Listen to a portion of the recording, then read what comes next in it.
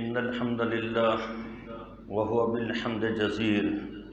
الحمد لله الذي فطر السماوات والأرض ورفع السماوات بغير عمد ونور الشمس والقمر. نحمده ونستعينه ونستغفره ونعوذ بالله من شرور أنفسنا ومن سيئات أعمالنا. من يهده الله فلا مضل له ومن يضلله فلا هادي له. ونشهد أن لا إله إلا الله وحده لا شريك له ولا مثل له ولا مثال له. ونشهد أن سيدنا وشفيعنا وسندنا وحبيبنا ومولانا محمدا عبده ورسوله أرسله بالحق بشيرا ونذيرا وداعيا إلى الله بإذنه وسراجا منيرا. أما بعد فقد قال الله تعالى: توبوا إلى الله جميعا أيها المؤمنون لعلكم تفلحون. وقال تعالى في مقام آخر: ومن يغفر الذنوب إلا الله. وقال تعالى في مقام آخر: يا أيها الذين آمنوا توبوا إلى الله توبة نصوحا. وقال النبي صلى الله عليه وسلم: يا ابن آدم إنك دعوتني ورجوتني غفرت لك على ما كان منك لا أبالي. يا ابن آدم لو بلغت ذنوبك عنان السماء ثم استغفرتني غفرت لك ولا أبالي. يا ابن آدم لو أنك أتيتني بقراب الأرض خطايا ثم لقيتني لا تشرك بي شيئا لأتيتك بقرابها مغفرة. أو كما قال صلی اللہ علیہ وسلم. صدق اللہ العظیم وصدق رسولہ النبی الکریم ونحن على ذلك من الشاہدین والشاکرین والحمد للہ رب العالمین. ہر بندہ مومن اس بات کا دل و جان سے طلبگار ہوتا ہے کہ اللہ اس کی مغفرت فرما دیں، اس کو معاف فرما دیں، اس کے بخشش کے فیصلے ہو جائیں. ہماری عبادت کا محور اور ہماری دینی زندگی کی کوششیں، ان کا مقصود یہی ہے کہ اللہ ہم سے راضی ہو جائے، ہمیں معاف کر دے. بشری تقاضوں کی بنا پر ہم سے خطائیں ہوتی ہیں، گناہ ہوتے ہیں. کوئی بندہ ایسا نہیں ہے، کوئی فرد بشر ایسا نہیں ہے جو گناہ سے پاک ہو. اللہ نے گناہ سے پاک صفت اپنے انبیاء کی رکھی ہے کہ انبیاء علیہ السلام معصوم عن الخطا ہوتے تھے، لیکن باقی انسان ان سے خطائیں ہوتی ہیں. اللہ کے نبی فرماتے ہیں: الا کلکم خطاؤن، اچھی طرح سن لو، تم سارے کے سارے خطا کار ہو. وخیر الخطائین التوابون. پھر فرمایا کہ جو توبہ کر لیتا ہے وہ بہترین خطا کار ہے. بہترین خطا کار وہ ہے جو توبہ کر لے. تو اللہ نے شریعت میں یہ حسن رکھا ہے کہ ہم اپنے گناہوں کا ازالہ توبہ کے ذریعے سے کر لیں اور اپنے کھاتے میں گناہ کو جمع نہ ہونے دیں. اللہ کی ناراضگی کو اپنے دامن میں نہ سمیٹیں، اللہ کو راضی کر کے دنیا سے جائیں. ہمارا واسطہ ہمارے ایسے رب سے ہے جو بڑے کریم ہیں، جو بڑی محبت کرنے والے ہیں. اللہ فرماتے ہیں: یا ابن آدم انک دعوتنی ورجوتنی غفرت لک علی ما کان منک.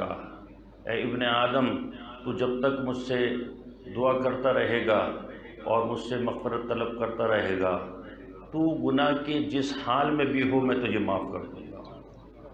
لا ابالی، مجھے کوئی پرواہ نہیں، کوئی مجھ سے پوچھ نہیں سکتا ہے. یا ابن آدم لو بلغت ذنوبک عنان السماء. اے ابن آدم، تیرے گناہ اگر آسمان کی بلندیوں کو چھو لیں. اب کوئی بندہ اتنے گناہ کر سکتا ہے کہ آسمانوں تک اس کے گناہ چلے جائیں، لیکن اللہ فرماتے ہیں کہ تیرے گناہ آسمانوں کی بلندیوں کو چھو لیں. ثم استغفرتنی غفرت لک ولا ابالی.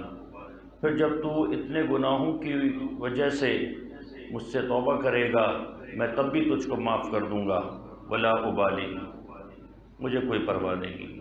یا ابن آدم لو انک اتیتنی بقراب الارض خطایا، ابن آدم کے بیٹے تو میرے پاس اتنی خطاؤں کو لے کر آئے کہ زمین کے چپے چپے پر تو نے گناہ کیے ہوں، ثم لقیتنی، اور پھر تیری میری ملاقات ہو لیکن تیرے اوپر شرک کی گندگی نہ ہو، تو مر گیا اور شرک کی گندگی کے بغیر مر گیا۔ دیکھیں دنیا میں تو اگر کسی نے شرک کیا ہے اور اس شرک کی معافی مانگ لی تو معاف ہو جائے گا، لیکن شرک کر کے بغیر توبہ کے دنیا سے چلا گیا پھر معاف نہیں ہوگا۔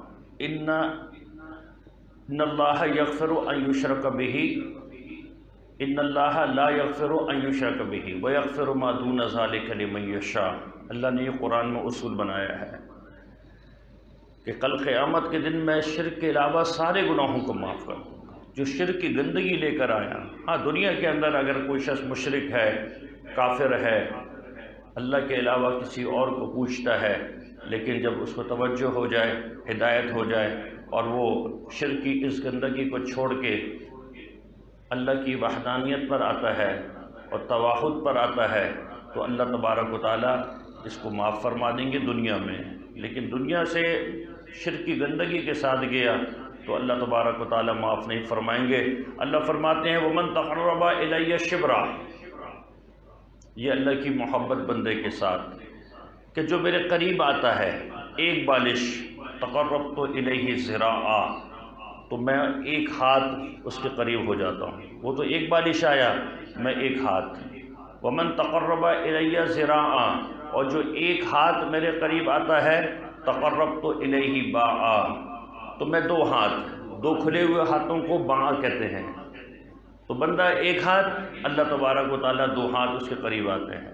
وَإِذَا أَقْبَلَ إِلَيَّ يَمْشِي، اور جب بندہ میرے پاس چل کر آتا ہے، آہستہ آہستہ آتا ہے، أَقْبَلْتُ إِلَيْهِ حَرْوَلًا، میں اس کے پاس دوڑ کر آتا ہوں۔ اللہ تبارک و تعالیٰ بندے کو اتنا چاہتے ہیں، اس کی تھوڑی سی حرکت پر اللہ تبارک و تعالیٰ کی طرف سے فیصلے ہوتے ہیں۔ اللہ نے انسان کو خیر اور شر کا مجموعہ بنایا ہے، جس کے اوپر خیر غالب ہوتی ہے وہ اچھا انسان ہے، اور جس پر شر غالب ہو تو وہ برا انسان ہے۔ وَنَفْسٍ وَمَا سَوَّاهَا فَأَلْهَمَهَا فُجُورَهَا وَتَقْوَاهَا، اس کو دونوں باتیں بتائی ہیں، خیر کی بتائی ہیں اور شر کی بتائی ہیں۔ یہ بھی بتا دیا کہ یہ دودھ حلال ہے، یہ بھی بتا دیا کہ یہ شراب حرام ہے۔ اب اپنے اختیار سے وہ شراب اختیار کرتا ہے یا دودھ اختیار کرتا ہے، حلال چیز کو لیتا ہے یا حرام کو چیز کو لیتا ہے۔ بتا اللہ تبارک و تعالیٰ نے سب کچھ دیا ہے شریعت میں۔ تو انسان کے اندر خیر اور شر، اس کا مجموعہ، یہ انسان خیر بھی کرتا ہے اور شر بھی کرتا ہے۔ حدیث میں آتا ہے، قرآن میں بھی اللہ تبارک و تعالیٰ نے اس کو ذکر کیا کہ جس کی خیر غالب ہو گئی وہ بھی کامیاب، اور جس کے خیر اور شر برابر ہیں وہ بھی کامیاب ہو جائے گا، اور جس کے شر غالب ہو جائیں اور اس کی خیر مغلوب ہو جائیں، ایک نہ ایک دن وہ بھی کامیاب ہو جائے گا۔ لیکن مجموعہ شر ہے، مجموعہ شرک ہے، مجموعہ کفر ہے، اس کو اللہ تبارک و تعالیٰ معاف نہیں فرمائے۔ تو یہ اسلام کا حسن ہے کہ اسلام نے گناہ کو مٹانے کا طریقہ بتایا ہے۔ اگر ایک کافر ہدایت کی زندگی پر آنا چاہتا ہے تو اس کے لیے اسلام کا راستہ کھول دیا، کلمے کا راستہ کھولا ہے۔ الاسلام یہدم ما کان قبلہ، اسلام گزشتہ پوری کفر کی عمارت کو ڈھا دیتا ہے۔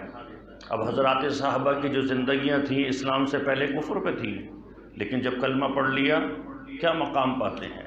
حضرت ابوبکر صدیق رضی اللہ عنہ کا مقام، حضرت عمر فاروق رضی اللہ تعالیٰ عنہ کا مقام، اور وہ صحابہ جنہوں نے رسول اللہ صلی اللہ علیہ وسلم کو اسلام سے پہلے، اسلام لانے سے پہلے تکلیفیں دیں، وہ بھی جب حلقہ اسلام میں آئے اور رسول اللہ صلی اللہ علیہ وسلم کی غلامی کے دامن سے وابستہ ہوئے، اللہ تبارک و تعالیٰ نے ان کے ساتھ بھی رضی اللہ عنہ ورضوا عنہ کا لفظ لگایا ہے۔ اللہ ان سے بھی راضی ہو گیا، وہ اللہ سے راضی ہو گئے، اللہ ان سے راضی ہو گیا۔ اور اللہ نے ان پاک ہستیوں کو اس پورے جہاں کے اندر سب سے پاک بنا دیا۔ اللہ کے نبی فرماتے ہیں خیر القرون قرنی ثم الذین یلونہم ثم الذین یلونہم، سب سے بہترین زمانہ میرا، پھر اس کے بعد، پھر اس کے بعد۔ سب سے بہترین زمانہ نبی کا، نبی علیہ الصلوۃ والسلام کو جس نے دیکھا وہ صحابی بنا، پھر اس کے بعد جس نے صحابہ کو دیکھا وہ تابعی بنا، پھر اس کے بعد جس نے تابعی کو دیکھا وہ تبع تابعی بنا۔ اس لیے علماء نے لکھا ہے کہ 300 ہجری یہ خیر القرون ہے، ان 300 ہجری تک تابعین موجود ہیں۔ شروع کے قرن میں تو صحابہ ہیں، پھر اس کے بعد تابعی ہیں، پھر اس کے بعد تبع تابعی ہیں۔ یہ زمانہ 300 ہجری تک محیط ہے۔ کیوں؟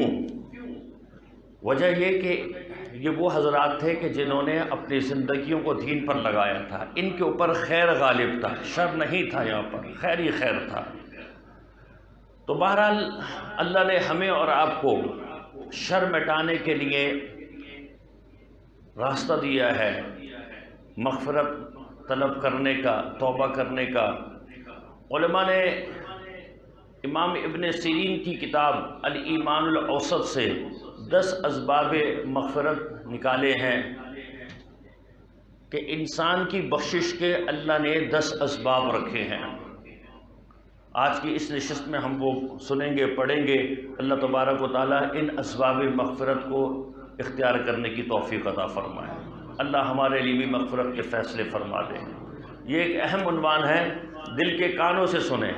ایک تو ظاہر کے کان ہوتے ہیں اور ایک دل کے کان ہوتے ہیں۔ او القى السمع وهو شہید، کان بھی لگانا ہے، حاضر باش بھی رہنا ہے۔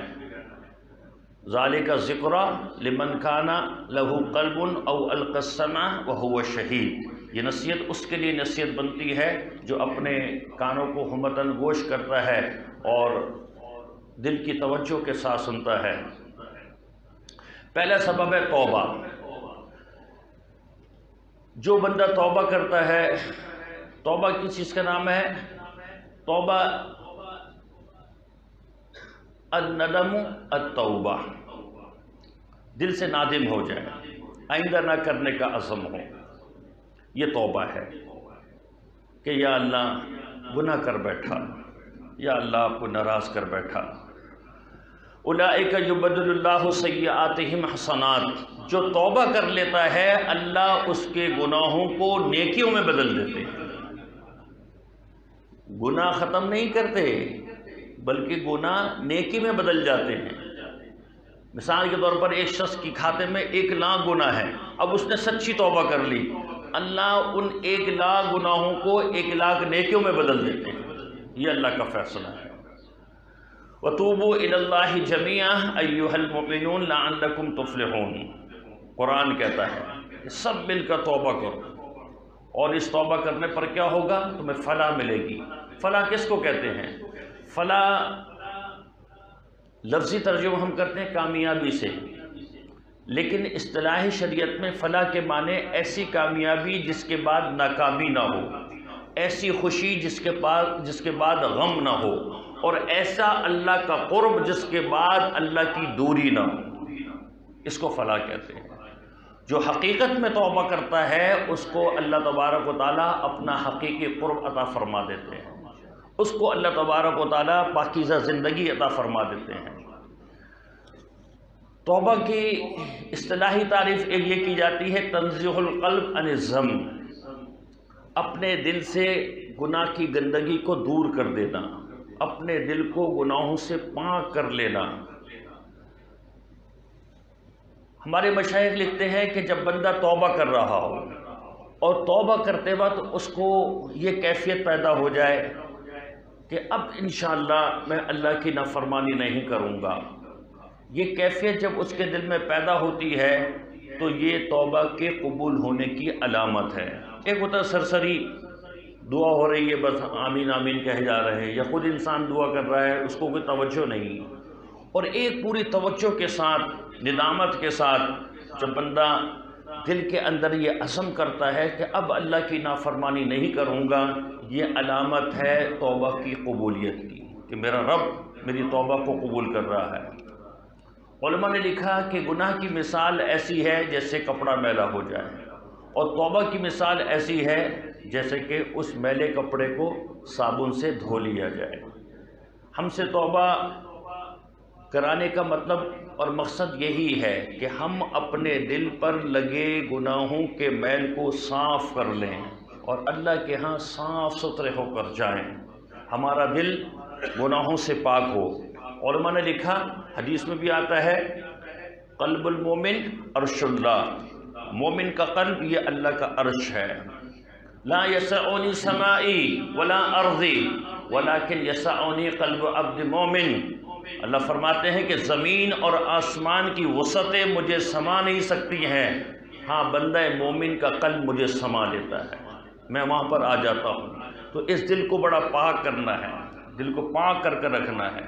اس دل کے اندر دنیا کی غلاظت، دنیا کی محبت، جاہ کی محبت، مال کی محبت، نفسانی خواہشات کی محبت اور نہ جانے کیا کیا گندگیاں، اور پھر ہم چاہیں کہ اللہ میرے دل میں آ جائے، ایسا نہیں ہو سکتا ہے۔ اپنے گھر میں اگر مہمان اور معزز مہمان بلاتے ہیں تو گھر کو صاف ستھرا رکھتے ہیں، تو اس دل کو صاف ستھرا رکھنا ہے۔ تو توبہ اس دل کو صاف کر دیتی ہے۔ تو پہلا اسباب مغفرت جو ہے وہ توبہ کا ہے۔ توبہ ہر ایک کے لیے ہے۔ کافر اگر توبہ کرنا چاہتا ہے تو اس کے لیے توبہ یہ ہے کہ وہ اپنے کفر کو چھوڑ دے، لا الہ الا اللہ کا بول پڑھے، رسول اللہ صلی اللہ علیہ وسلم کی غلامی کے اندر آ جائے اور نبی علیہ الصلوۃ والسلام کی نبوت کے دامن سے وابستہ ہو جائے۔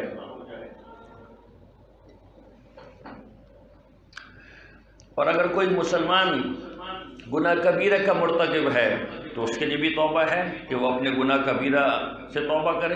اور ایک بندہ گناہ کبیرہ کا مرتکب نہیں ہے لیکن صغائر اس کی زندگی کے ساتھ جڑے ہیں، صغیرہ گناہ کرتا ہے، چھوٹے چھوٹے گناہ کرتا ہے، تو اس کے لیے بھی توبہ ہے کہ وہ اپنے صغیرہ گناہوں سے توبہ کرے۔ اسی طرح اگر ایک شخص نہ گناہ کبیرہ میں مبتلا ہے نہ صغیرہ میں مبتلا ہے لیکن غفلت میں پڑا ہوا ہے، غفلت اس کے اوپر ہے، تو وہ اپنی غفلت سے توبہ کرے۔ اور ایک شخص نہ کبیرہ میں ہے نہ صغیرہ میں ہے نہ غفلت میں ہے بلکہ ذکر و شغل کے اندر لگا ہوا ہے، ہر وقت اللہ کا ذکر ہے، ہر وقت دین پر عمل کرنا ہے، تو اس کے لیے توبہ ہے اخلاص کے حوالے سے کہ کہیں ریاکاری تو نہ آ گئی کہ اللہ مجھے معاف فرما دیں، اس دل کے اندر دکھلاوا نہ آ گیا ہو، اے اللہ کسی اور کی خوشنودی نہ آ گئی ہو، یہ کام تو مجھے آپ کے لیے کرنا ہے، نماز اللہ کے لیے، ان صلاتی و نسکی و محیایا و مماتی للہ رب العالمین، میرا ہر عمل، نماز ہو، قربانی ہو، کچھ بھی ہو، یہ سب اللہ کے لیے۔ شیطان ورغلاتا ہے، شیطان نفس کے اندر دھوکہ ڈالتا ہے، نفس انسان کو دنیا کے چکروں میں ڈال کر کہ لوگ مجھے حاجی کہیں گے، لوگ مجھے متقی کہیں گے۔ تو بہرحال توبہ سب کے لیے ہے، کوئی بندہ ایسا نہیں ہے جو توبہ سے فارغ ہو جائے۔ تو اس بات کا عزم کرنا ہے کہ ہم نے آج کی نشست میں سچی توبہ کرنی ہے۔ آپ نے اگر سچی توبہ کر لی، آپ کے ہاتھ میں ایک سرٹیفکیٹ آئے گا۔ وہ کیا آئے گا؟ وہ اللہ کے نبی نے دیا ہے، میں نے نہیں دیا ہے، اللہ کے نبی نے۔ اللہ کے نبی کیا کہتے ہیں، کیا فرماتے ہیں؟ التائب حبیب اللہ، جو توبہ کر لیتا ہے وہ اللہ کا محبوب بن جاتا ہے۔ آپ کو اللہ کی محبوبیت کا سرٹیفکیٹ ملے گا، اللہ آپ سے راضی ہو جائے گا۔ دوسرا سبب مغفرت کا استغفار ہے۔ اس کا مطلب یہ ہے کہ ماضی کے گناہوں پر شرمندہ ہونا، نادم ہونا، یہ کیفیت انسان اپنے دل کے اندر جمائے جو ماضی کے اندر۔ دیکھیں، توبہ آئندہ نہ کرنے کا عزم ہے، اور استغفار اپنے ماضی کے گناہوں پر شرمندگی کا اظہار کرتے ہوئے اللہ سے استغفر اللہ کرنا۔ ماضی کے گناہوں پر آہیں نہیں بھرنی ہیں، ہائے ہائے کیا جوانی تھی اور کیا ہم کیا کرتے تھے، تو یہ تو پھر استغفار نہ ہوا، توبہ پکی نہیں ہوئی ہے۔ آئندہ نہ کرنے کا عزم توبہ ہے، اور جو ہو گیا اس پر شرمساری، یہ استغفار ہے۔ توبہ اور استغفار میں کیا فرق ہے؟ توبہ اور استغفار یہ دونوں ملتے جلتے لفظ ہیں۔ کہتے ہیں نا جی چلو اللہ کی بارگاہ میں توبہ استغفار کرتے ہیں، توبہ کہتے ہیں آئندہ نہ کرنے کا عزم، اور استغفار کہتے ہیں گزرے ہوئے گناہوں پر شرمندہ ہو جانا کہ میں نے بڑے گناہ کیے، اے اللہ مجھے تو اس وقت تو کہیں اور کھڑا ہونا تھا، 60 سال کی زندگی ہو گئی، 50 سال کی زندگی ہو گئی، داڑھی کے اندر بالوں کے اندر سفیدی آ گئی، اے اللہ میری تو کمر بھی جھک گئی، اے اللہ میں اب بیماری کی طرف آ گیا، اے اللہ جوانی کی طاقت ختم ہو گئی، لیکن گناہوں کی لذت میرے دل سے نہیں جا رہی، اے اللہ اس وقت تو مجھے آپ کا قرب حاصل کر لینا چاہیے تھا۔ حدیث میں آتا ہے کہ جب بندے کے اندر 40 سال کے بعد بھی توجہ نہ آئے اور اس کا وقت غفلت کے اندر گزرے، یہاں تک کہ 50 کو پہنچا اور 50 کے بعد 60 کو پہنچا اور اب بھی اس کے اندر توجہ نہ آئے، تو حدیث میں آتا ہے، روایت میں آتا ہے کہ شیطان اس شخص کے چہرے پر ہاتھ پھر کر کہتا ہے تو میرا پکا دوست ہے، یہ شیطان کا دوست بن جاتا ہے۔ ہمیں تو اللہ کا دوست بننا تھا، ہمیں تو اللہ سے دوستی کرنی تھی۔ واللہ یدعو الی دار السلام وان الشیطان یعدکم الفقر والفاقہ، شیطان تو فقر و فاقہ سے ڈراتا ہے، دنیا کے دھوکوں میں ڈالتا ہے، اور اللہ تبارک و تعالیٰ جنت کی طرف بلاتے ہیں۔ ہمیں اللہ تبارک و تعالیٰ سے دوستی کرنی چاہیے تھی۔ اللہ فرماتے ہیں فَاتَّخِذُوهُ عَدُوًّا، اس شیطان کو اپنا دشمن بنانا، اور ہم نے اس کی اتباع کر کے اس کو اپنا دوست بنایا۔ ہم نے اپنے نبی کو اپنے آپ سے دور کیا، ہم نے اللہ کو اپنے آپ سے دور کیا ہے۔ ہمیں تو اللہ کے حکموں کو پورا کرنا تھا، ہمیں تو نبی کے طریقوں پر چلنا تھا، ہمیں تو نبی کی زندگی کو اختیار کرنا تھا۔ ہم شیطان کی پیروی میں، ہم کون تھے؟ لا الہ الا اللہ پڑھنے والے، ہم نے کبھی گرجا گھر نہیں دیکھا، ہم نے کبھی مندر کا گھنٹا نہیں بجایا، ہم نے شراب کو ہاتھ نہیں لگایا، ہم نے زنا نہیں کیا، اتنے بڑے بڑے گناہ ہم نے نہیں کیے، تو پھر ہمیں کیا ہو گیا کہ ہم اللہ سے دور ہیں؟ ہمیں تو اللہ کے بڑے قریب ہونا تھا۔ یہ غفلت انسان کی، اور چھوٹی چھوٹی زندگی، چھوٹی چھوٹی گناہ کی جو زندگی ہے، اس کی غفلت انسان کو کہاں سے کہاں پہنچا دیتی ہے۔ یہ بات یاد رکھیں، ہمارے اکابر کہتے ہیں کہ گناہ کی ابتدا میں مثال کچے دھاگے کی سی ہوتی ہے، اگر آج توڑ دو تو ٹوٹ جائے گا، لیکن آگے چل کر یہ جہاز کا لنگر بن جاتا ہے، یہ دامن سے اگر چھڑ گیا تو پھر نہیں چھوٹتا۔ ہم نے دیکھا بڑی بڑی عمر والوں کو 60 70 سال کے ہیں، لیکن بدنگاہی کا گناہ نہیں چھوٹ رہا ہے، بدنگاہی کا گناہ نہیں چھوٹتا، غیبت کا گناہ نہیں چھوٹتا، یہ دامن کے ساتھ جڑ گیا ہے، اب چھوڑنا چاہتے ہیں تو نہیں چھوٹتا ہے۔ ابھی سے اپنے آپ کو گناہ کی عادت سے ہٹا لو، اور ابھی سے آپ اپنے آپ کو نبی کے طریقے پر ڈال دو، اللہ تبارک و تعالیٰ سارے مسئلوں کو حل فرما دیں گے۔ تو بہرحال دوسرا اسباب مغفرت استغفار۔ اللہ کے نبی فرماتے انی استغفر اللہ فی کل یوم 70 مرہ، میں دن میں 70 مرتبہ استغفار کرتا ہوں۔ اللہ کے نبی کہتے ہیں میں 70 مرتبہ استغفار کرتا ہوں۔ اللہ کے نبی کا استغفار کس لیے ہے؟ نعوذ باللہ ان پر کوئی گناہ تصور بھی نہیں کیا جا سکتا۔ علماء نے لکھا یہ تربیت ہے، یہ تعلیم ہے کہ نبی اپنی ذات میں اس مقام پر کھڑے ہو کر روزانہ اللہ کی بارگاہ میں 70 مرتبہ استغفار کا ہدیہ بھیجیں، تو ہمیں اور آپ کو کتنا بھیجنا چاہیے؟ اس لیے ہمارے مشائخ کہتے ہیں روزانہ ایک تسبیح استغفار صبح اور ایک تسبیح شام، روزانہ۔ یہ تو رمضان ہے، رمضان میں تو کم از کم 1000 مرتبہ 10 تسبیح جو ہے استغفار کی ہو، کثرت کے ساتھ ہو۔ تیسرا سبب انسان کے نیک اعمال، یہ اسباب مغفرت میں سے ہیں۔ الحسنات ماحیہ، نیکیاں گناہوں کو مٹاتی ہیں۔ آپ نے وضو کیا، وضو سے پہلے جتنے گناہ ہوئے ختم۔ آپ نے آ کر نماز پڑھی، جیسے حدیث میں آتا ہے نبی علیہ الصلوۃ والسلام نے فرمایا من توضأ فأحسن الوضوء ثم صلى ركعتين غفر له ما تقدم من ذلك، کہ جس نے وضو کیا، اچھا وضو کیا، پھر اس کے بعد 2 رکعت پڑھی، اللہ اس کے پچھلے گناہ معاف فرما دیتے ہیں۔ ان الحسنات یذہبن السیئات، یہ قاعدہ شریعت کا کہ نیکیاں گناہوں کو بہا کر لے جاتی ہیں۔ جیسے گندگی پڑی ہے، اس پر آپ نے پانی بہا دیا، تو یہ پاک پانی گندگی کو بہا کر لے جاتا ہے، تو نیکیاں گندگی کو بہا کر لے جاتی ہیں۔ یہ 20 رکعت تراویح پڑھی، یہ آپ نے 40 سجدے کیے، کتنا قرب ملے گا، کتنی پاکی ملے گی۔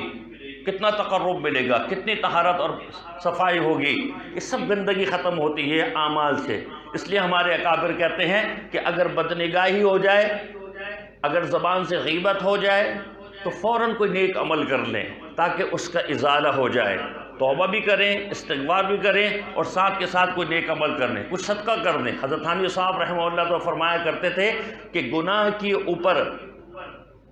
کرنے کے اوپر اپنے اوپر ڈنڈ مقرر کر لیں کہ میں 2 رکعت پڑھوں گا، اگر مجھ سے بدنگاہی ہو جائے تو میں 2 رکعت پڑھا کروں گا۔ اب جب بھی بدنگاہی ہوگی 2 رکعت پڑھ لیں، لیکن بسا اوقات 2 رکعت کی عادت پڑ جاتی ہے کہ چلو 2 رکعت پڑھ لیں گے۔ تو حضرت تھانوی صاحب فرمایا کرتے تھے کہ اپنے اوپر جرمانہ پیسے کا لگا دو، یہ پیسے کا جرمانہ یہ بڑا سخت ہوتا ہے، چمڑی جائے دمڑی نہ جائے۔ انسان کے اوپر انہو لحب الخیر لشدید، یہ مال کی محبت میں بڑا دیوانہ ہے، مال کی بڑی محبت ہوتی ہے۔ اگر ہر بدنگاہی پر 10 روپے کا جرمانہ لگا دیا جائے تو کتنا مشکل ہو جائے گا۔ دن میں مطلب 10 اگر بدنگاہی ہو گئے، 100 روپے جیب سے نکل گئے تو پھر انسان اپنے آپ پر پابندی لگائے گا۔ تو بہرحال یہ صدقہ یہ نیکی ہے، یہ نماز یہ نیکی ہے، تو نیکیوں کا خوب کثرت سے اہتمام ہو، کثرت سے اہتمام، ذکر کا کثرت سے اہتمام ہو۔ فاذکروا اللہ ذکرا کثیرا، اللہ کی ذکر اور اللہ کی بڑائی یہ کثرت کے ساتھ ہو، یہ زبان کو پاک کرے گی، یہ دل کو پاک کرے گی۔ تو بہرحال تیسرا جو اسباب مغفرت ہے وہ نیک اعمال ہیں۔ چوتھا اسباب مغفرت، مومن کا ایک دوسرے کے لیے، مومنوں کا ایک دوسرے کے لیے دعا کرنا، اس دعا سے بھی اللہ تبارک و تعالیٰ معاف فرماتے ہیں۔ زندگی میں بھی دعا کرنی ہے، مرنے کے بعد بھی دعا کرنی ہے۔ نبی علیہ السلام نے فرمایا کہ اسرع الدعاء استجابہ، قبولیت کے اعتبار سے سب سے زیادہ تیز ترین دعا جو قبول ہوتی ہے وہ بظہر الغیب، اپنے مسلمان بھائی کی اس کے پیٹھ پیچھے دعا کرنا۔ دعا کرا کریں اپنے دوستوں کے لیے، اپنے بھائیوں کے لیے، اپنے رشتہ داروں کے لیے، زندگی میں بھی، محیا و ممات، زندگی میں بھی اور مرنے کے بعد بھی۔ نبی علیہ السلام کے پاس حضرت عمر آئے، سنیں کان سے، دل کے کانوں سے سنیں، غور سے سنیں۔ حضرت عمر آئے، کہنے اللہ کے نبی عمرے کا ارادہ ہے تو اجازت دے دیں۔ نبی علیہ السلام نے فرمایا کہ ہاں بالکل جاؤ، اور پھر آپ صلی اللہ علیہ وسلم نے بڑی اچھی بات فرمائی، فرمایا کہ یا اخیہ لا تنسانا فی دعائک، میرے چھوٹے بھائی مجھے اپنی دعاؤں میں بھولنا نہیں۔ حضرت عمر رضی اللہ عنہ فرماتے ہیں یہ جملہ ایسا تھا کہ جس نے میرے دل کو خوش کر دیا کہ اللہ کے نبی نے مجھ کو اپنا چھوٹا بھائی بھی کہا اور ساتھ کے ساتھ دعا کی درخواست کی۔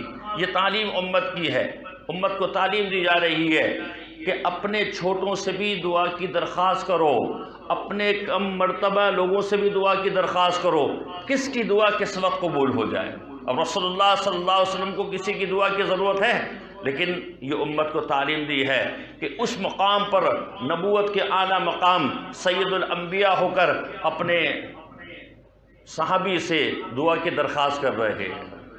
حدیث میں آتا ہے ما من رجل یموت ویقوم علی جنازته 40 رجلا الا شفاہ اللہ، کہ کوئی بندہ مومن جب اس کا انتقال ہو جائے اور اس کے جنازے میں 40 آدمی کھڑے ہو کر نماز پڑھ لیں، اور 40 آدمی جب پڑھیں گے اللہم اغفر لحینا و میتنا و شاہدنا و غائبنا و صغیرنا و کبیرنا و ذکرنا و انسانا، یہ دعا پڑھے گا نا، مغفرت کی دعا ہو رہی۔ حدیث میں آتا ہے کہ 40 بندوں نے اس کے جنازے میں کھڑے ہو کر دعا کی، اللہ ان کی شفاعت کو قبول فرما دیتے ہیں، اس کی مغفرت کے فیصلے فرما دیتے ہیں۔ ایک اور بات سنیں، دوسری حدیث سنیں، نبی علیہ السلام نے فرمایا کہ یہ بندہ اگر گناہگار ہے اور 40 بندے اس کی جنازے میں شریک ہو کر اس کے لیے دعا کریں اس گناہگار کی مغفرت، اور فرمایا کہ اگر یہ اللہ کا ولی ہے اور یہ 40 آدمی کھڑے ہو کر اس کی نماز پڑھتے ہیں، یہ تو پہلے سے بخشایا ہے، یہ 40 بھی مغفرت میں شامل ہو جاتے ہیں، اللہ ان کی مغفرت فرماتے ہیں۔ یہ جو اللہ والوں کی جنازوں کے اندر لوگ بھاگے جاتے ہیں نا، اس کی وجہ یہی ہے، اللہ دل میں ڈالتا ہے کہ اللہ والوں کے جنازوں میں شرکت کرو، کہ وہ تو بخشائے ہوئے، لیکن ان کی قربت کی وجہ سے اللہ تبارک و تعالیٰ تمہیں بھی قربت عطا فرما دے گا۔ 5واں سبب مرنے والے کے لیے نیکی کرنا. جو دنیا سے چلا گیا اب اس کے تو نامہ عمل بند ہو گئے، لیکن اس کے لیے ایصال ثواب کا کھاتا ہے. حدیث سے واضح طور پر ثابت ہے کہ ایصال ثواب ہے. ایک صحابی آئے اور کہنے لگے کہ اللہ کے نبی میرا بھائی مقروض ہے اور میں اس کا قرض ادا کروں تو کیا میری طرف سے یہ ادا کرنا اور اس کے لیے ایصال کرنا ہو جائے گا؟ آپ نے فرمایا کہ بالکل ہو جائے گا. ایک صحابیہ آئی تھی، انہوں نے اپنے والد کا تذکرہ کیا تھا. اس طرح بہت ساری بے شمار روایت ہیں ایصال ثواب کی. تو اپنے مرنے والوں کے لیے صدقہ کرنا، اپنے مرنے والوں کے لیے دعائیں کرنا، اپنے مرنے والوں کے لیے نیک اعمال کرنا، ان کے لیے نماز پڑھنا، ان کے لیے عمرہ کرنا، ان کے لیے حج بدل کرنا، یہ سب مرنے والے کے لیے یہ اسباب مغفرت میں سے ہے. یہاں تک کہ روایت میں آتا ہے کہ حضرت عیسیٰ علیہ السلام ایک مرتبہ جا رہے تھے، ایک قبر تھی اور اس قبر میں عذاب ہو رہا تھا. حضرت عیسیٰ علیہ السلام کو وحی کے ذریعے سے پتہ چلا کہ اس شخص کے اوپر عذاب ہو رہا ہے. حضرت عیسیٰ علیہ السلام وہاں سے گزر گئے، لیکن جب واپس آئے تو اب اس قبر میں عذاب نہیں، رحمت کی ہوائیں چل رہی تھی. اللہ سے پوچھا کہ یا اللہ کیا ماجرا ہے؟ اللہ نے فرمایا کہ عیسیٰ یہ شخص اپنے گناہوں کی وجہ سے عذاب کا مستحق تھا اور اس کو عذاب ہو رہا تھا، لیکن آج ہی اس کا بچہ مکتب میں بیٹھا ہے اور اس نے بسم اللہ الرحمن الرحیم پڑھا ہے. اس کے بچے کے بسم اللہ الرحمن الرحیم پڑھنے پر ہمیں حیا آئی کہ اس کا بچہ زمین کی پیٹھ پر ہمیں رحمان الرحیم کہے اور زمین کے پیڑ میں ہم اس کو عذاب دیں. ہمارے بچوں کے بسم اللہ پڑھنے پر بخشش کے فیصلے ہوتے ہیں. اب جس کا بچہ پورا حافظ قرآن ہو اور جس کے سینے میں پورا 6666 آیت محفوظ ہوں، بتائیں اس کا پھر کیا حال ہوگا؟ حدیث میں آتا نبی صلی اللہ علیہ وسلم نے فرمایا کہ والدین کو حافظ کے والدین کو سونے کا تاج بنایا جائے گا، ایک عظمت والا اور ایسا تاج جو سورج کی روشنی سے زیادہ منور. یہ حافظ کے ساتھ نہیں ہو رہا، اس کے والدین کے ساتھ ہو رہا ہے. تو بہرحال اپنے مرنے والوں کے لیے خوب ایصال کریں، صدقہ کریں، اعمال کریں. 3 مرتبہ سورہ اخلاص پڑھنا کیا مشکل ہے؟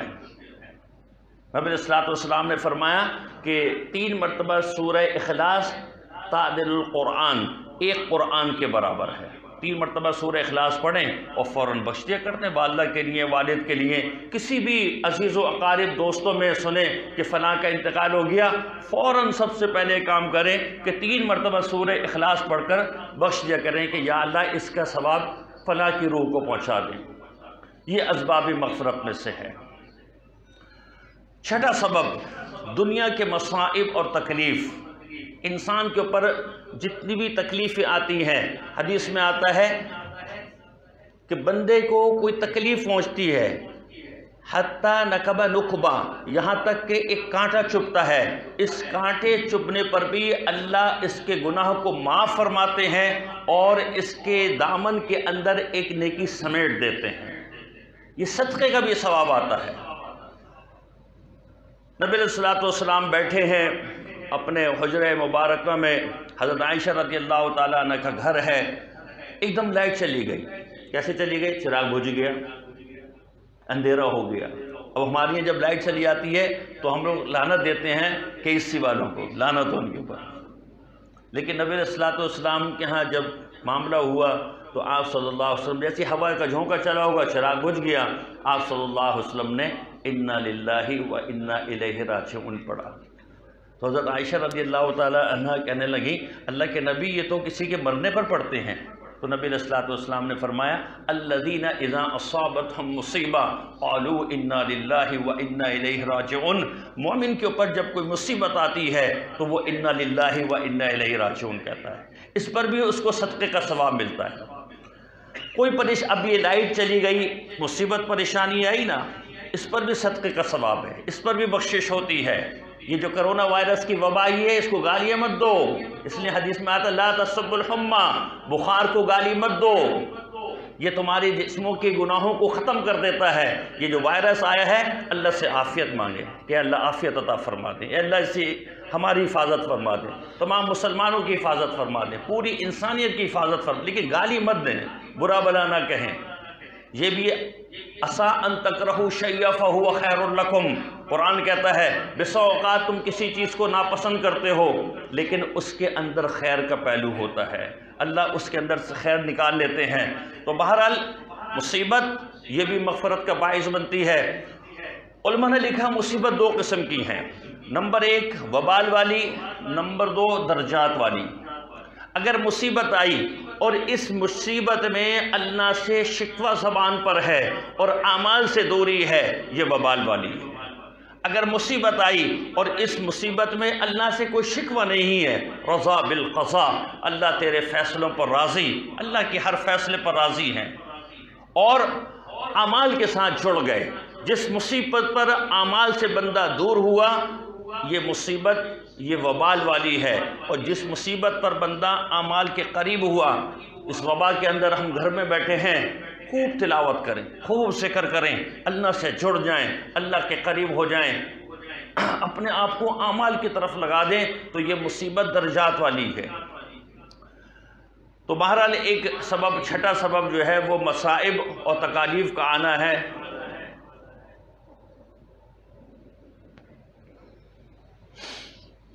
ساتواں سبب ہے ذوقۂ قبر، قبر کا بھیشنا۔ حدیث میں آتا ہے نبی صلی اللہ علیہ وسلم نے فرمایا کہ یہ ذوقۂ قبر ہر بندے کو لگتا ہے، اور یہ ذوقۂ قبر دنیا کی لذتوں کا کفارہ ہے۔ یہ اس کو بالفاظ دیگر یہ جو اے سی چل رہا ہے نا، کتنا مزہ آ رہا ہے، لیکن اصل مزہ جب آتا ہے جب بل آتا ہے ہاتھ میں، تو وہ بل جو ہے نا وہ ذوقتا ہے، وہ ہوش ٹھکانے لے کر آ جاتا ہے۔ تو ہم جتنی لذتیں دنیا میں اٹھاتے ہیں تو اس کا ازالہ اللہ تبارک و تعالیٰ بندہ مومنین کے ساتھ یہ کرتے ہیں کہ اس کی لذتوں کے بقدر اس کو ذوقتا دیتے ہیں۔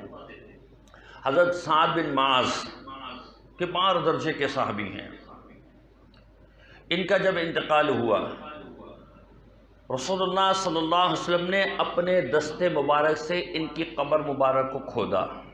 رسول اللہ صلی اللہ علیہ وسلم جنازہ، رسول اللہ صلی اللہ علیہ وسلم ان کے جنازے میں بنفس نفیس تشریف فرمائے، راستے میں چل رہے ہیں اور اپنے دامن کو سمیٹ کے چل رہے ہیں اور قدم بڑے احتیاط سے رکھ رہے ہیں۔ ایک صحابی کہنے لگے اللہ کے نبی راستے میں تو گنجائش ہے، آپ اتنے احتیاط سے کیوں چل رہے ہیں؟ نبی صلی اللہ علیہ وسلم نے فرمایا خدا کی قسم سعد کے جنازے میں آسمان سے اتنے فرشتے اترے ہیں کہ پاؤں رکھنے کی جگہ نہیں مل رہی، تحتز لہ العرش، اس کے مرنے پر اللہ کا عرش کانپ اٹھا ہے، اتنا درجے کا صحابی تھا۔ رسول اللہ صلی اللہ علیہ وسلم ان کی قبر میں خود اترے ہیں اور اپنے ہاتھ سے ان کی نعش کو قبر کے اندر اتارا ہے۔ پھر جب قبر میں رکھ دیا گیا، مٹی برابر کر دی گئی، تو نبی علیہ الصلوۃ والسلام نے تدفین ہو گئی تو آپ صلی اللہ علیہ وسلم نے زور سے پڑھا سبحان اللہ سبحان اللہ سبحان اللہ۔ صحابہ نہیں پڑھا الحمدللہ الحمدللہ 3 مرتبہ، پھر 3 مرتبہ پڑھا اللہ اکبر اللہ اکبر۔ بہرحال جب فارغ ہو گئے تو صحابہ نے پوچھا اللہ کے نبی آپ نے یہ کیوں پڑھا تھا؟ تو صحابہ کے عرض کرنے پر نبی علیہ الصلوۃ والسلام نے فرمایا کہ خدا کی قسم اس عبد صالح کے مرنے پر اللہ کا عرش کانپا، آسمان سے فرشتے اترے، لیکن اس عبد صالح کو قبر نے بھیجا۔ ذوقۂ قبر اس کو بھی لگا، لیکن ہمارے پڑھنے سے اس کا ذوقہ کم ہو گیا۔ اب اندازہ لگائیں، یہ ذوقۂ قبر ہر ایک کو لگتا ہے۔ علماء نے لکھا یہ جو ذوقۂ قبر کا بھیجنا، یہ بندے کو اس کی دنیا کی منفعت اور دنیا کے فائدوں کے بقدر گویا کہ ایک بل ادا کرنا ہوتا ہے، اور اللہ اس پر بھی معاف فرماتے ہیں۔ اللہ نے یہ تکلیف دینے کے لیے رکھا ہے، کافر کے لیے تو تکلیف ہے، کافر کے لیے تکلیف ہے، لیکن بندہ مومن کے لیے یہ ذوقۂ قبر، یہ اس لیے حدیث میں آتا ہے کہ جب تدفین سے فارغ ہو جاؤ تو وہاں پر بیٹھو، اتنی دیر بیٹھو جتنا ایک اونٹ ذبح ہو جائے اور اس کا گوشت تقسیم ہو جائے۔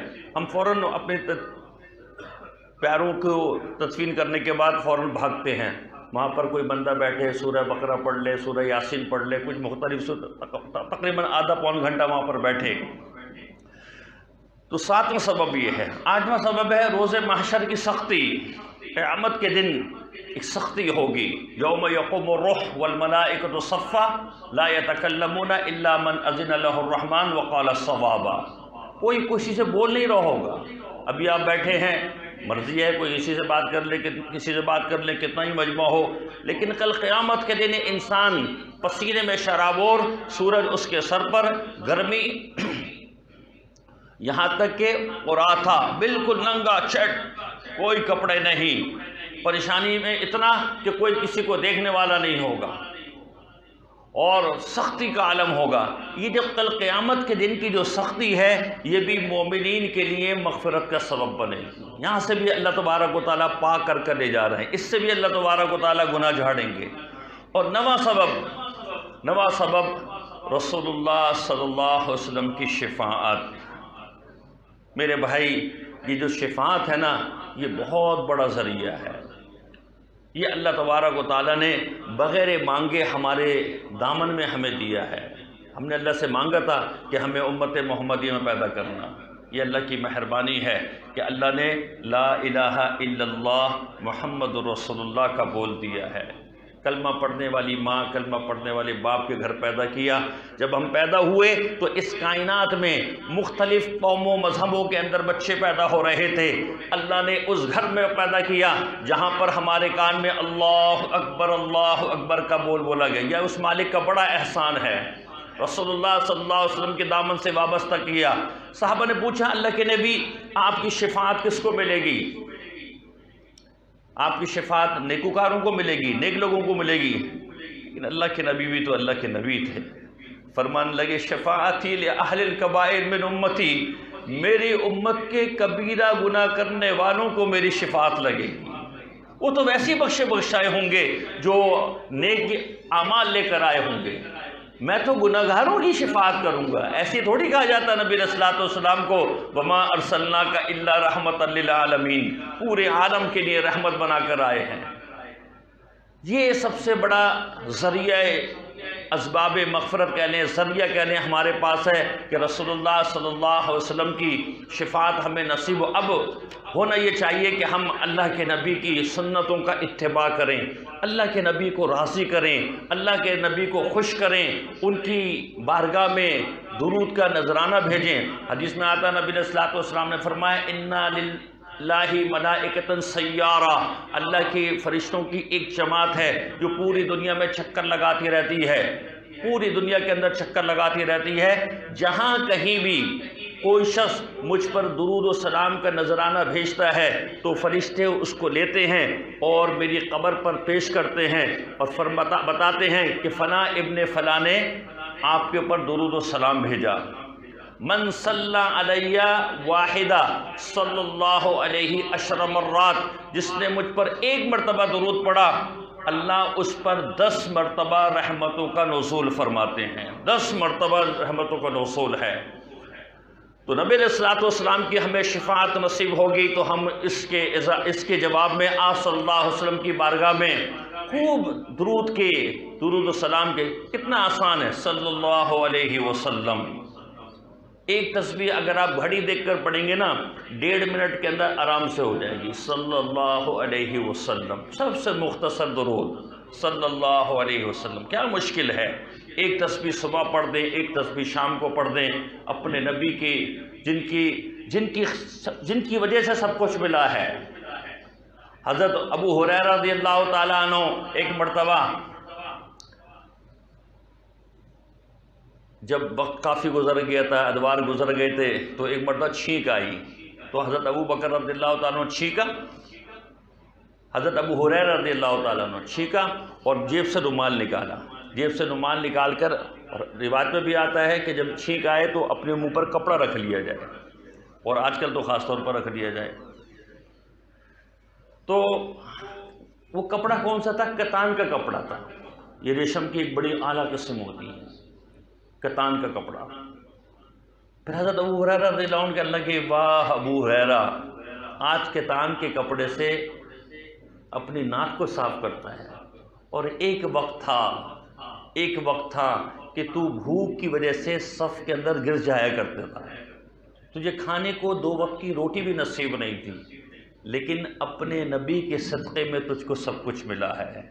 خدا کی قسم، ہم کو دنیا کی یہ جو عیش و عشرت ملنا ہے یہ نبی کے صدقے میں ہے۔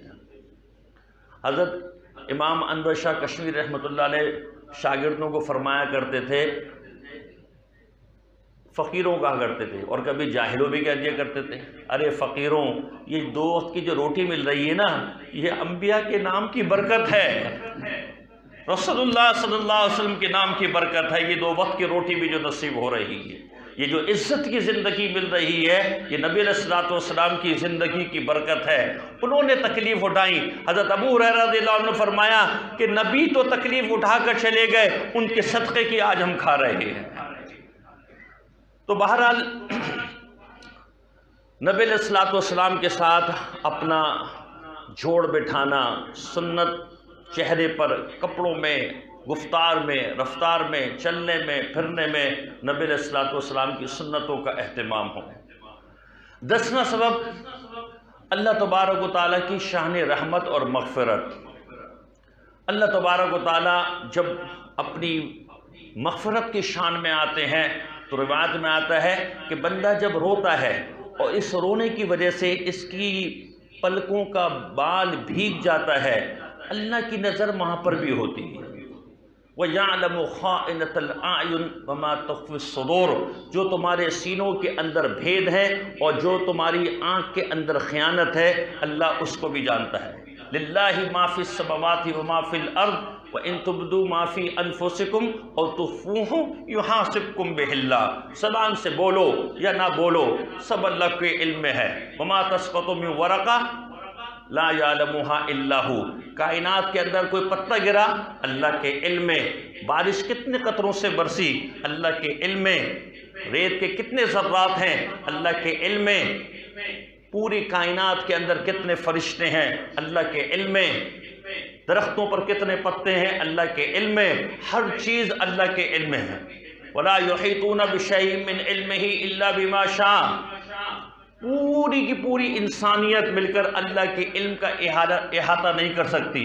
لا تدرک الابصار وهو يدرك الابصار، ساری آنکھیں مل کر اس کو نہیں دیکھ سکتی، وہ ساری آنکھوں کو دیکھنے والا اللہ ہے۔ اللہ کی جب شان رحمت آتی ہے تو پلکوں میں جو بال ہیں اور انسان کے رونے سے بھیگتے ہیں، اللہ تبارک و تعالیٰ اس پل کے بال کو زبان اور گویائی عطا فرما کے فرمائیں گے کہ بول، اس کی گواہی دے، تو کیوں بھیگا تھا؟ تو وہ پل کا بال کہے گا کہ یہ آپ کی ندامت میں، گناہوں کی ندامت میں آپ کے سامنے، آپ کے حضور بھیگا تھا۔ اللہ تبارک و تعالیٰ اس کی بھی گواہی کو قبول کریں گے اس کے حق میں اور شفاعت کے فیصلے فرمائیں گے۔ حضرت گنگوئی رحمہ اللہ فرماتے ہیں کہ جس بندے نے ایک مرتبہ بھی اللہ کا نام لیا، محبت سے لیا، ایک مرتبہ اللہ کا نام محبت سے لینے پر اللہ تبارک و تعالیٰ اس کے اوپر جہنم کی آگ کو حرام فرما دیتے ہیں۔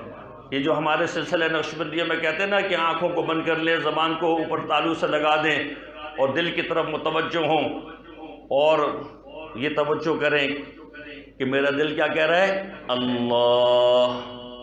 یہ دل، ہم سلسلہ نقشبندیہ میں زبان کے ساتھ ساتھ ذکر قلبی کو بھی ترجیح دیتے ہیں، اور حدیث میں آتا ہے کہ ذکر قلبی جو ہے یہ زبان سے ذکر کرنے پر 70 گنا فوقیت رکھتا ہے۔ تو جو دل سے اللہ کا نام لے گا، جو زبان سے اللہ کا نام لے گا، اللہ تبارک و تعالیٰ ایک مرتبہ اپنا نام محبت سے لینے والے پر جہنم کی آگ کو حرام فرماتے ہیں۔ میرے بھائی، اللہ اپنے نافرمان بندے کا اس سے کہیں زیادہ انتظار کرتے ہیں جتنا کوئی عورت، کوئی ماں، کوئی باپ اپنے بچھڑے ہوئے بچوں کا کہ جو کھو گئے، جن کو ایک آس ہے کہ میرا بچہ مجھے مل جائے، اس سے کہیں زیادہ اللہ کو آس ہوتی ہے کہ میرا نافرمان بندہ جو ہے وہ میری طرف آ جائے۔ دیکھیں، اللہ کی ذات مستغنی ہے۔ ہونا تو یہ چاہیے تھا کہ ہم نے مسجد سے منہ موڑا اور نمازوں کو چھوڑا اور نبی کے طریقوں کو چھوڑا، تو ہونا تو یہ چاہیے تھا کہ ہماری کمر پر ایک لات لگا دی جاتی اور کہا جاتا کہ دفع ہو جاؤ، لیکن نہ، اللہ فرماتے ہیں بازا بازا، تو بار توبہ شکستی باز آ، اگر تو نے 100 بار بھی توبہ کو توڑا ہے تو باز آ جا، میرے پاس آ جا، میں معاف کر دوں گا۔ صحابی آئے کہنے لگے اللہ کے نبی گناہ ہو جاتا ہے کیا کروں؟ نبی علیہ الصلوۃ والسلام نے فرمایا کہ معافی مانگ لے۔ کہ اللہ کے نبی پھر توبہ ٹوٹ جاتی ہے؟ اللہ کے نبی نے فرمایا پھر مانگ لے۔ وہ کہنے لگے جی پھر ٹوٹ جاتی ہے؟ فرمایا کہ پھر مانگ لے۔ وہ کہنے لگے اللہ کے نبی آخر کب تک؟ نبی علیہ الصلوۃ والسلام نے فرمایا وَإِن كَانَ فِي الْيَوْمِ 70 مرة، دن میں 100 مرتبہ بھی تیری توبہ ٹوٹے تو 100 مرتبہ اللہ کی بارگاہ میں توبہ کر لے، اللہ ہر دفعہ تیری توبہ کو قبول فرما لیں گے۔ تو میرے بھائی ہمارا واسطہ اس رب سے پڑا ہے جو ہماری محبت میں ہم سے اتنی محبت، حدیث میں نبی علیہ الصلوۃ والسلام نے فرمایا 1 ماہ کیا محبت کرے، 2 ماہ کیا محبت کرے، 70 ماہوں سے زیادہ محبت کرنے والے اللہ ہیں۔ تو مل کر مانگیں، اور کیسے مانگیں؟ اللہ کے نبی نے فرمایا ہے ابکو، رو رو کر مانگو، فَإِن لَّمْ تَبْكَوْا فَتَبَاكَوْا، اگر رونا نہ آئے تو رونے جیسی شکل بنا لو۔ اللہ کو تمہاری یہ اداکاری بھی قبول ہے۔ دیکھیں ہم ہاتھ اٹھا کر دعا مانگیں گے، کسی کو رونا آئے گا کسی کو نہیں آئے گا، لیکن اللہ کے سامنے رونے کی شکل بھی بنا لیں۔ وہ فرعون کے ساحر جب آئے حضرت موسیٰ کے مقابل میں، صرف انہوں نے حلیہ مذاقاً اڑانے کے لیے حضرت موسیٰ علیہ السلام کا اختیار کیا تھا۔ اللہ کو اتنی ادا پسند آئی کہ ان ساحروں کو اللہ نے ایمان کی دولت عطا فرما دی۔ اللہ کو اداکاری بھی پسند آ جاتی ہے، اللہ والوں کی نقل بھی پسند آ جاتی ہے۔ تو اللہ کی بارگاہ میں 27ویں شب بھی ہے، لیلۃ القدر کا کافی امکان ہوتا ہے، اور رمضان المبارک کی طاقراتوں میں سے ہے۔ قرآن بھی الحمدللہ آج ہماری مسجد میں ختم ہوا۔ جب قرآن ختم ہوتا ہے اور دعا کی جاتی ہے وہ بھی قبولیت کی گھڑی ہے۔ تو رمضان المبارک کی طاقراتوں میں 27ویں شب ہے، دعا کی قبولیت کی گھڑیاں ہیں، مل کر اللہ سے مانگتے ہیں کیف ادعوک وانا عاصی وکیف لا ادعوک وانت کریم۔ شاعر کہتا ہے میں کیسے مانگوں کہ میں گناہگار ہوں، اور میں کیوں نہ مانگوں کہ آپ کریم ہیں۔ اپنے آپ کو دیکھتا ہوں تو گناہگار ہوں، لیکن جب آپ کو دیکھتا ہوں تو آپ تو کریم ہیں، آپ تو بخشنے والے ہیں، اللہ مجھے معاف فرما دیے گا۔ اور پھر نبی علیہ الصلوۃ والسلام نے فرمایا کہ جو شخص اللہ کی بارگاہ میں دعا مانگتے وقت رویا اور اس کی آنکھ سے آنسو نکلا، وَلَوْ كَانَ مِثْلَ رَأْسِ الذُّبَابِ، اگرچہ یہ آنسو کا قطرہ مکھی کے سر کے برابر بھی کیوں نہ ہو، اللہ اس آنسو کے قطرے کو قیمت دیتے ہیں کہ جہنم کی آگ کو بجھانے کے لیے کافی ہے۔ میرے بھائی اللہ کی بارگاہ میں جب روئیں گے اور جب سب مل کر مانگیں گے، اللہ سخیوں کے سخی ہیں، ان کی رحمت کو جوش آئے گا۔ اللہ سے مانگتے ہیں، اللہ تبارک و تعالی ہماری مغفرت کے فیصلے فرما۔ وآخر دعوانا۔ دعا سے پہلے تھوڑی دیر مراقبہ کر لیں، جس کا طریقہ ہے دونوں آنکھوں کو بند کر لیں، دونوں ہونٹوں کو ملا لیں، زبان کو اوپر تالو سے لگا لیں تاکہ حرکت نہ کرے، اور سانس ناک سے لیجئے، اور دل کی طرف جو سینے میں بائیں پستان سے 2 انگش نیچے پہلو کی جانب میں ہیں توجہ کریں۔ اللہ رب العزت کی رحمت آ رہی، دل میں سما رہی، دل سے گناہوں کے زنگ و ظلمات دور ہو رہے، اور میرا دل کہہ رہا اللہ اللہ اللہ اللہ۔ میرا رب مجھ سے پوچھے گا نہ کیوں مجھ سے شرم آئی، گناہ کرتا تھا چھپ چھپ کر نہ کیوں مجھ سے شرم آئی، بھلا تب کیا کہوں گا میں، بھلا کیوں کر میں بچ پاؤں، تسلی دے کے جھوٹی من کو کیسے چین میں پاؤں، یا اللہ یا اللہ یا غفار یا اللہ۔ میں بھولا ہوں کہ ایک دن موت سب کچھ ختم کر دے گی، میں خوش فہمی میں جیتا ہوں وہ سب کچھ بھسم کر دے گی۔ وہ دیکھو موت کی سختی مجھے لینے چلی آئی، مجھے جانا پڑے گا اب کوئی صورت نہ بن پائی۔ یا اللہ یا اللہ یا غفار یا اللہ، سوالوں کی جھڑی ہوگی، بتاؤ کیا کیا تم نے، میں دل ہی دل میں روؤں گا، یہ آخر کیا کیا تم نے۔ کلام رب صدا دیتا مگر میں کان نہ دھرتا، پڑھی جاتی تھی رب کی آیتیں پر ایک نہ سنتا۔ یا اللہ یا اللہ یا غفار یا اللہ، میں یوم حشر کی باتیں سدا ہلکی سمجھتا تھا، میں کمرہ موت کی باتیں کبھی دل پر نہ لیتا تھا۔ میں نادم ہوں میرے رب اور تو ہی ایک سہارا ہے، تیری بخشش تیری رحمت یہی بس ایک سہارا ہے۔ یا اللہ یا اللہ یا غفار یا اللہ۔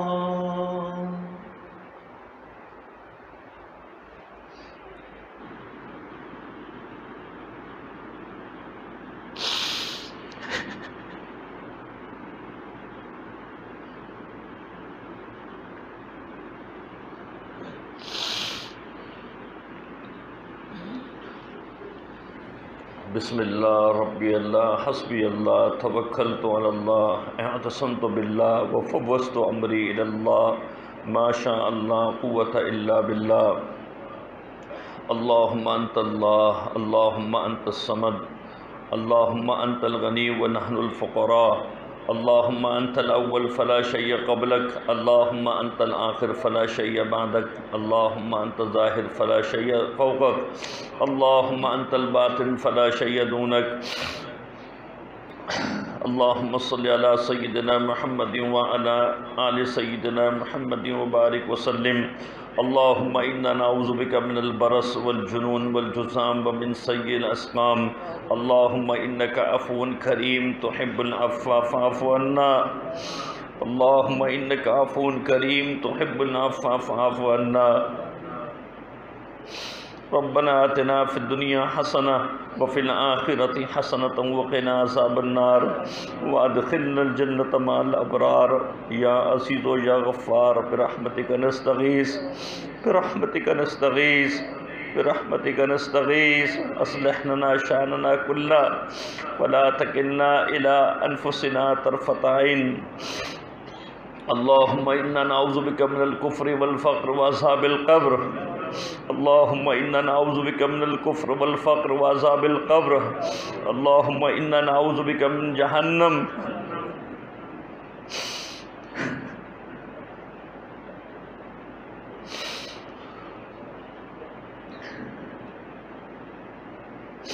اے اللہ اپنی محبت اپنی رضا نصیب فرما۔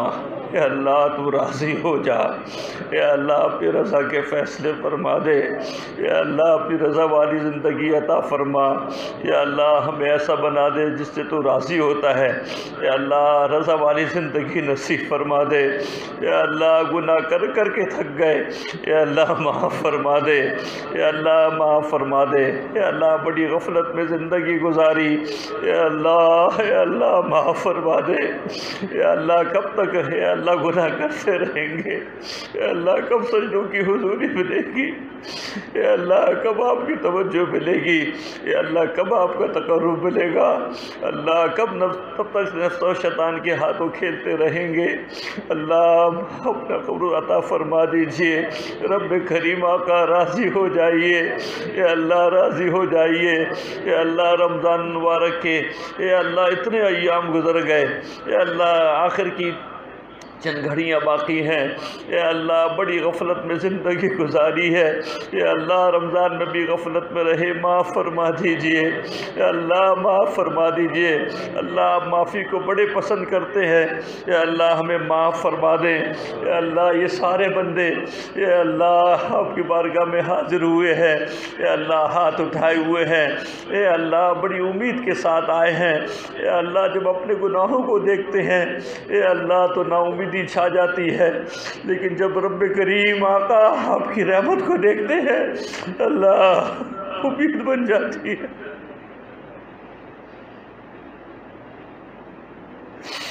اللہ معاف فرما دیجئے، اللہ سارے گناہوں کو معاف فرما دیجئے، رات کے اندھیروں میں کیے ہوئے گناہوں کو معاف فرما دیجئے، دن کے اجالوں میں کیے ہوئے گناہوں کو معاف فرما دیجئے، مجموع میں جو گناہ کیے معاف فرما دیجئے، اللہ تنہائیوں میں جو گناہ کیے معاف فرما دیجئے، اللہ اتنے گناہ کیے کہ کر کے بھول گئے معاف فرما دیجئے، جو یاد ہیں وہ بھی معاف فرما دیجئے، اے اللہ جس طرح آپ نے دنیا میں عافیتوں میں رکھا اللہ آخرت میں بھی عافیت میں رکھیے گا، اللہ قبر میں بھی عافیت میں رکھیے گا، اے اللہ رسوا نہ کر دیجیے گا، اے اللہ ذلیل نہ کر دیجیے گا، اے اللہ پردہ پوشی کا معاملہ فرمائیے گا، اللہ ستاری کا معاملہ فرمائیے گا، اے اللہ ہمارے ان اٹھے ہوئے ہاتھوں کو مردود نہ فرمائیے، اے اللہ قبولیت کی مہر لگا دیجیے، اے اللہ مستغنی ذات ہے، آپ کو تو کسی کی پرواہ نہیں،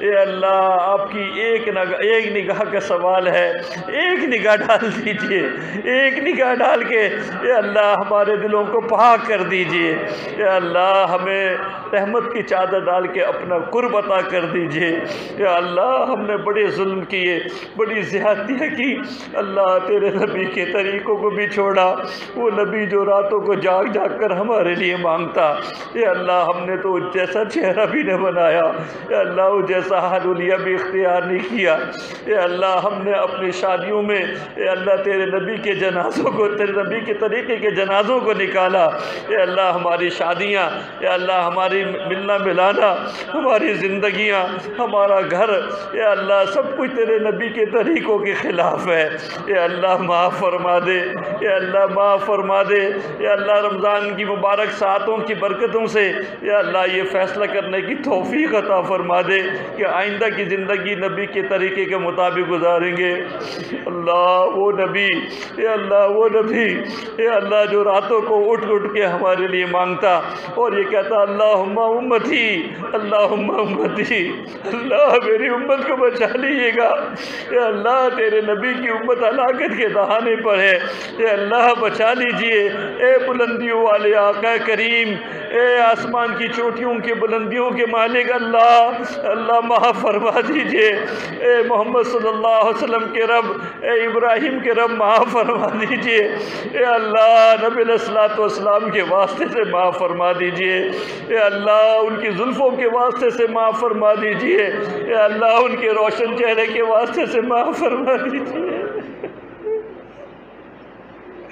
اے اللہ جس روشن چہرے کو تو آسمان کی بلندیوں سے جھانک کر دیکھا کرتا تھا اور فرماتا تھا وَالضُّحَىٰ وَاللَّيْلِ إِذَا سَجَىٰ، محبوب آپ کے روشن چہرے کی قسم، اے اللہ ہم اسی روشن چہرے والے نبی کے اے اللہ گناہ گار امتی ہے، اے اللہ تیرے محبوب کی امت، اے اللہ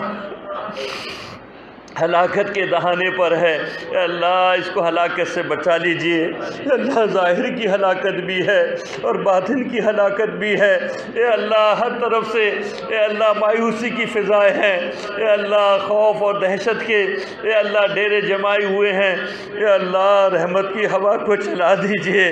اللہ یہ امت اے اللہ بڑی کمزور ہے، اے اللہ ہم تو بڑی کمزوری کے زمانے میں آئے ہیں، اے اللہ ہمارا تو ایمان بھی متزلزل ہے، ہم نے تو اپنے نبی کو بھی نہیں دیکھا، اے اللہ نبی علیہ السلام کے واسطے سے اے اللہ معاف فرما دیجئے۔ ہمارے پاس نبی کا سہارا ہے، تیرے رب کریمی کا سہارا ہے، اے اللہ نبی علیہ السلام کی شفاعت کے واسطے سے معاف فرما دیجئے، آپ صلی اللہ علیہ وسلم کے نرم گداز ہاتھوں کے واسطے سے معاف فرما دیجئے۔ اے اللہ بدر اور احد کے موقع پر نبی علیہ السلام کا وہ مقدس خون مبارک اے اللہ جو زمین پر گرا، اے اللہ اس کے واسطے سے معاف فرما دیجئے۔ اے اللہ آپ کی قبر مبارک کے ساتھ اے اللہ جو مٹی لگی ہوئی ہے، اے اللہ اس مٹی کا واسطہ، اے اللہ جس مٹی کو تو نے آسمان کے عرش سے زیادہ قیمت لگائی ہے، اے اللہ اس کے واسطے سے معاف فرما دیجئے۔ اے اللہ مدینے میں اے اللہ جو سنہری جالی ہے، اے اللہ اس کے واسطے سے معاف فرما دیجئے۔ اے اللہ مقام ابراہیم کے واسطے سے معاف فرما دیجئے۔ اے اللہ حجر اسود کے واسطے سے معاف فرما دیجئے۔ اے اللہ حتیم کے مقدس کے واسطے سے معاف فرما دیجئے۔ اے اللہ معافی کا فیصلہ فرما دیجئے۔ اے اللہ ہم یہاں سے اٹھیں تو ہماری بخشش ہو جائے۔ اے اللہ ہم تجھ سے بخشش چاہتے ہیں، اے اللہ تجھ سے تیری رضا چاہتے ہیں۔ اللہ راضی ہو جا، اللہ راضی ہو جا، اللہ راضی ہو جا۔ اے اللہ رضا کے فیصلے فرما دے، اے اللہ رضا کے فیصلے فرما دے۔ اے اللہ خالی دامن آئے، اے اللہ بھرے دامن لے جانے، اے اللہ ہمیں جانے کی توفیق عطا فرما۔ اے اللہ تہی دامن ہے، اے اللہ رحمت سے ان دامنوں کو بھر دیجئے۔ اے اللہ دستگیری فرما دیجئے۔ اللہ جتنے بھی ہاتھ اٹھے ہوئے ہیں مردوں کے، عورتوں کے، بوڑھوں کے، جوانوں کے، بچوں کے، اے اللہ سب پر رحم کا معاملہ فرما کے اس محفل میں، اس مجلس میں سب کو قبول کر لیجئے۔ یا اللہ یہ مجلس ختم ہو تو آسمانوں پر ہمارا نام اے اللہ مغفور بندوں کی فہرست میں شمار ہو جائے۔ اللہ ایسا درجہ عطا فرما دیجئے۔ اے اللہ ہماری آہ و بکا کو اخلاص کے طور پر قبول فرما دیجئے۔ اے اللہ ہم نے تو ظاہری شکل بنائی ہے، اے اللہ ہم نے تو اداکاری کی ہے، اے اللہ اس پہ روح تو آپ ہی پھونکنے والے ہیں، اے اللہ اس کو حقیقت میں آپ ہی بدلنے والے ہیں۔ اللہ اس کو حقیقت سے بدل دیجئے، اے اللہ اس ظاہر بناوٹ کو حقیقت میں بدل دیجئے۔ اے اللہ ہمیں اخلاص کے طور پر سارے اعمال کرنے کی توفیق عطا فرما۔ اے اللہ کوئی ایک بندہ تو ایسا رویا ہوگا کہ جس پر تجھے رحم آ گیا ہوگا، اے اللہ اس بندے کے آنسو کی قیمت کے واسطے سے معاف فرما دیجئے۔ اے اللہ اس کے مقدس آنسو کے واسطے سے معاف فرما دیجئے۔ اے اللہ چھوٹے بچوں کے معصوم ہاتھوں کے واسطے سے معاف فرما دیجئے۔ اللہ آپ نے معاف نہیں فرمایا تو شیطان اچک لے گا، اے اللہ نفس دھوکے میں ڈال دے گا، جوانیاں ضائع ہو جائیں گی، بڑھاپے برباد ہو جائیں گے۔ اے اللہ ایسا نہ کیجئے۔ اے اللہ آپ کو آپ کی شان کریم کا واسطہ اے اللہ ہماری بخشش کے فیصلے فرما دیجئے۔ اے اللہ گناہ سے بچا لیجئے۔ اے اللہ جتنے بھی حضرات یہاں پر جمع ہیں ہاتھ اٹھائے آپ کی بارگاہ میں، سب کی مغفرت کے فیصلے فرما دیں، سب کے دلوں میں جو جائز تمنا ہے پوری فرما دیں۔ اے اللہ بہت سارے ساتھیوں نے لکھ کر اے اللہ دعا کی درخواست کی ہے، اے اللہ ان کی دعاؤں کو قبول فرما لیجئے۔ اے اللہ ہمارے ساتھی جناب ظفر اللہ صاحب، ان کا رمضان سے قبل انتقال ہوا، ان کے لیے دعا کریں، اللہ تبارک و تعالیٰ ان کی مغفرت فرمائے، اور وہ تمام دوست احباب رشتہ دار جن کا انتقال رمضان میں یا رمضان سے پہلے ہوا ہے، اللہ سب کی مغفرت فرما دیجئے۔ اے اللہ جو بیمار ہیں اور خاص طور پر اس کرونا وائرس کی وبا میں مبتلا ہیں، اے اللہ پوری انسانیت کو صحت عطا فرما دیجئے۔ اے اللہ ہم سب کو اس وبا سے محفوظ رکھیے۔ اے اللہ بالخصوص ہمارے ملک پاکستان کی حفاظت فرما دیجئے۔ اے اللہ مالی اعتبار سے جو پریشان اور تنگ ہیں، اے اللہ ان کی مالی پریشانی کو دور فرما دیجئے۔ اے اللہ اپنے خزانے غیب سے دستگیری فرما دیجئے۔ اے اللہ یہ ہاتھ اوپر رہے، دینے والا رہے۔ اے اللہ مانگنے کی ذلت سے محفوظ فرما دیجئے۔ اے اللہ اپنے خزانے غیب سے تمام ضروریات کو پورا کر دیجئے۔ اے اللہ رمضان عافیت کے ساتھ ہمارا گزار دیجئے۔ اے اللہ اس وبا کا خاتمہ فرما دیجئے، پوری کائنات سے اس وبا کا خاتمہ فرما دیجئے۔ اللہ آپ کا ایک امر کن اس کا خاتمہ فرما سکتا ہے، ختم کر سکتا ہے۔ اے اللہ اپنے امر کن سے اس کا خاتمہ فرما دیجئے۔ اے اللہ اپنی رضا کے محبت کے فیصلوں کو عام فرما دیجئے، صحت کی رحمت کی فضاؤں کو ہواؤں کو چلا دیجئے۔ اے اللہ ہماری مسجد کی مدرسے کی جو ضروریات ہیں ان کو اپنے خزانے غیب سے پورا فرما دیجیے۔ یا اللہ جو دوست احباب اس میں حصہ لے رہے ان کے مال کو قبول فرما، ان کی نسلوں میں دین کو نافذ فرما، برکتیں پیدا فرما۔ اے اللہ ہماری جونا یونیورسٹی کو دن دگنی رات چگنی ترقی عطا فرما۔ اے اللہ ہمارے اس مسجد کے بانی جناب ریاض الدین صاحب کو اے اللہ ان کی مغفرت فرما، ان کے صاحبزادگان جو دنیا سے رخصت ہو گئے اے اللہ ان کی مغفرت فرما، اور جو بقید حیات ہیں ان کے علم میں ان میں مال و عیال میں برکتیں پیدا فرما۔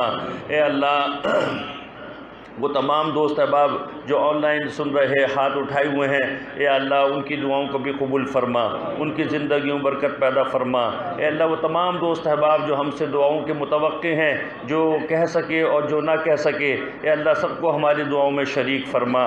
اے اللہ ہم سے جو زیادتیاں ہوئیں اپنے مسلمان بھائیوں دوستوں کے بارے میں اے اللہ معاف فرما۔